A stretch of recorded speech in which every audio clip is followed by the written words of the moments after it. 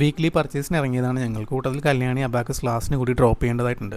ഇവിടെ എനിക്ക് വളരെ ഇഷ്ടപ്പെട്ട ഒരു കാര്യമാണ് റോഡ് ഡിവൈഡറിൽ വളർന്നു നിൽക്കുന്ന വേപ്പ് മരങ്ങൾ. വേനൽക്കാലത്ത് ബൈക്ക് ഓടിക്കുന്ന സമയത്ത് നമുക്ക് വല്ലാത്ത ആശ്വാസം നൽകുന്ന കാര്യമാണത്. എന്തൊക്കെ പറഞ്ഞാലും ട്രാഫിക് സെൻസിന്റെ കാര്യത്തിൽ വളരെ പിന്നോക്കമാണ് ഗുജറാത്തികൾ. നാട്ടിലെ റോഡിൽ പലരിൽ നിന്ന് അസഭ്യം കേൾക്കുന്ന സമയത്ത് ഞാനും അറിയാതെ ഒരു ഗുജറാത്തി ആയോ എന്ന് ഞാൻ അത്ഭുതപ്പെടാറുണ്ട്. ഈ ടോൾ പ്ലാസയിൽ കാറുകൾക്ക് ടോൾ കൊടുക്കേണ്ടതായിട്ടില്ല. അബാക്കസ് ക്ലാസ്സിൽ കല്യാണിയെ വിട്ടതിന് ശേഷം ഞാനും പൊന്നും ഡിമാർട്ടിലേക്ക് തിരിച്ചു. ഇതിവിടെയുള്ള ഒരു സർവീസ് റോഡാണ്. നോക്കൂ എത്ര മനോഹരമായിട്ടാണ് ക്രിയേറ്റ് ചെയ്തിരിക്കുന്നതെന്ന്. അഹമ്മദാബാദ് ഒരു മെട്രോ സിറ്റി ആയിട്ട് കൂടി മറ്റ് മെട്രോ സിറ്റികളുമായി കമ്പയർ ചെയ്യുമ്പോൾ ഇവിടെ ട്രാഫിക് വളരെ കുറവാണ്. വീക്കെൻഡ് ആയതുകൊണ്ടാകണം പാർക്കിംഗ് ഏരിയ ഫുള്ളാണ്. പിന്നെ ഒരുവിധം സ്ഥലം കണ്ടെത്തി നമ്മൾ അവിടെ വണ്ടി പാർക്ക് ചെയ്തു. വാങ്ങാനുള്ള സാധനങ്ങളെപ്പറ്റി പൊന്നുവുമായി ചെറിയൊരു ധാരണ ഉണ്ടാക്കിയതിന് ശേഷം നമ്മൾ ഡിമാർട്ടിലേക്ക് കയറി. പാർക്കിംഗ് ഏരിയയിലെ കാറ് കണ്ടപ്പോൾ പ്രതീക്ഷിച്ച അത്രയും തിരക്ക് ഡിമാർട്ടിൽ ഉണ്ടായിരുന്നില്ല.